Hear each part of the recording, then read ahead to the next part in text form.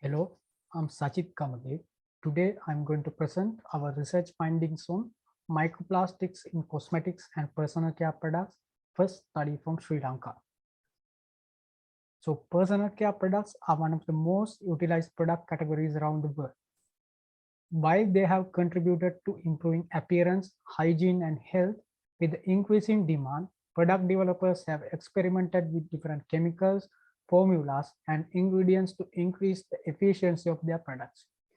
With the addition of each different ingredient and chemical, new pollutants have emerged from these products over the years.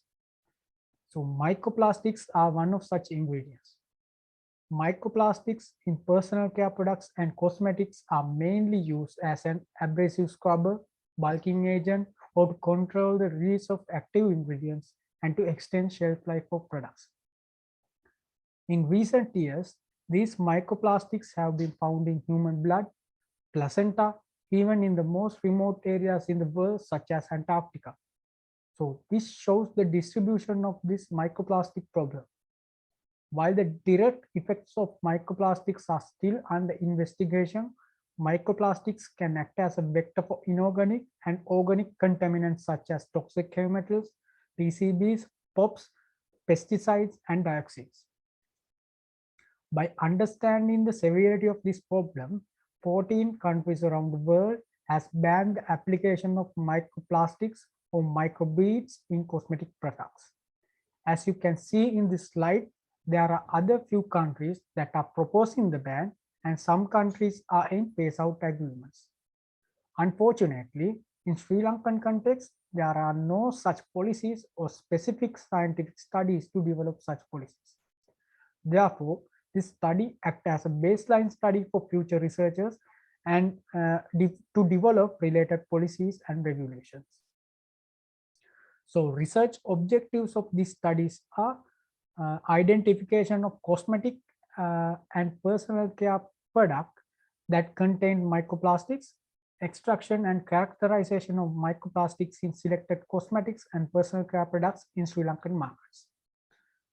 So the product samples were selected by analyzing a questionnaire survey that we conducted in an earlier study. So most commonly used and popular product brands of face wash, facial scrubs, baby products, shaving creams, and skin creams were selected. From these 5 categories, 3 brands per category was obtained, and from each brand, 3 samples were purchased from different local retail stores. So the total number of samples were 45. As you can see, these are the selected samples for analysis. And also there are different samples from different countries of origin, as you can see. The protocol for extracting microplastic from products as follows. First, 1 gram of the product was weighted into 100 milliliter beaker. And then into each beaker, 2 milliliter of 30% hydrogen peroxide and 0.05 m iron 2 solution was added. So this solution is known as Fenton region. So after adding this Fenton region, beakers were kept in a well-ventilated area until the reaction completed. By doing this reaction, the organic matter that could be interfere with the microplastic identification process will be digested. After the reaction completed, microplastic-free hot water was added into the beakers, and using a glass rod, this solution was mixed well. Then the samples were filtered through a 0.3 millimeter mesh net.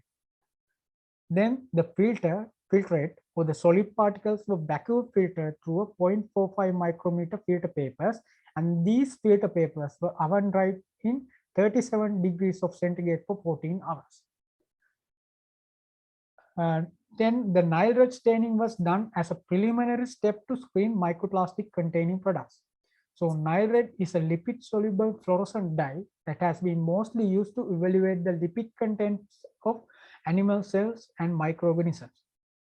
But in the recent years, this Nile red staining has been used to screen microplastics in different kinds of samples. So the Nile red dye was prepared and the filter papers were stained immediately with a few drops of the solution. After staining, the filter papers were allowed to settle for 10 to 15 minutes. And finally, the filter papers were observed under stereo microscope using an ultraviolet light source. So if the sample showed fluorescent properties, they were suspect to contain microplastics, and FTIR analysis were performed. ATR mode, or attenuated total reflection method, was used to characterize the suspected particles. First, each spectrum obtained through this analysis were identified using default example library in the open software. Then, to confirm the analysis, OpenSpaCy open source spectrum library was used.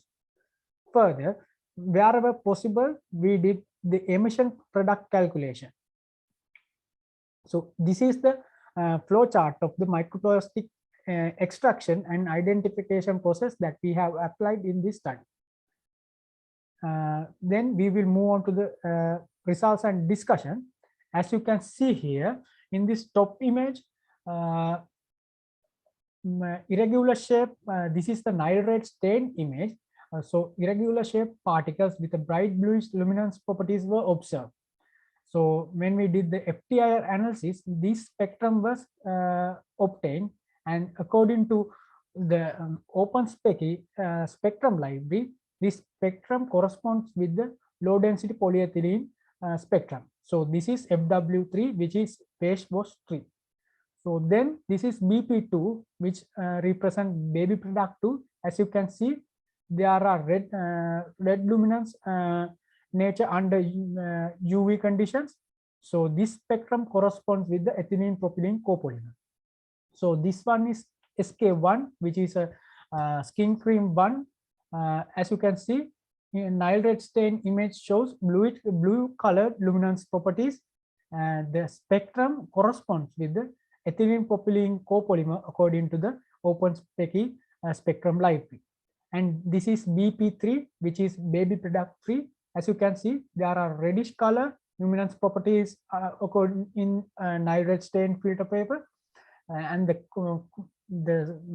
FTIR spectrum corresponds with the ethylene propylene copolymer. So in this is FW2, which is phase wash 2. As you can see, there are spear-shaped microparticles were found in this sample. So different colors were given in the Nile red staining. This spectrum corresponds with the spectrum of ethyl cellulose. So ethyl cellulose is a linear polysaccharide.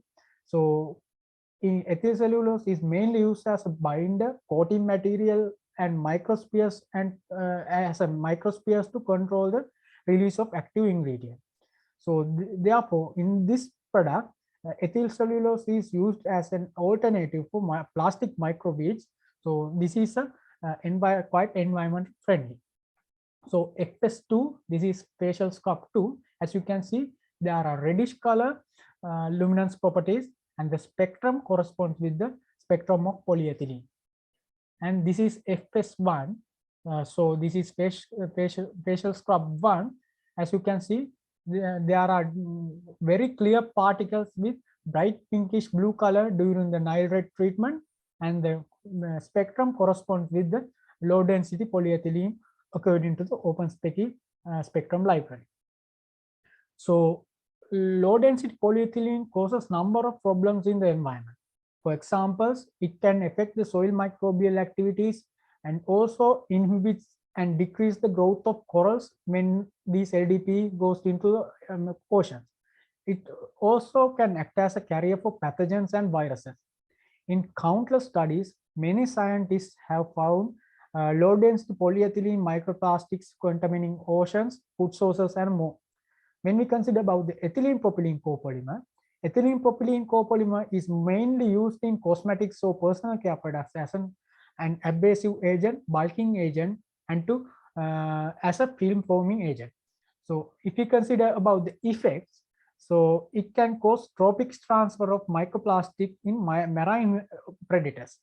Also, these ethylene propylene copolymer has been found in a number of food sources around the world. For example, in seaweeds and commercial fishery. So this is one of the most dominant plastic pollutants in the world. So emission per product of face scrub 1, as you can see, it is 3.36, and FW3, or face wash 3 had zero 0.2 grams of microplastic. As you can see, these are the microplastics that we have isolated from these products.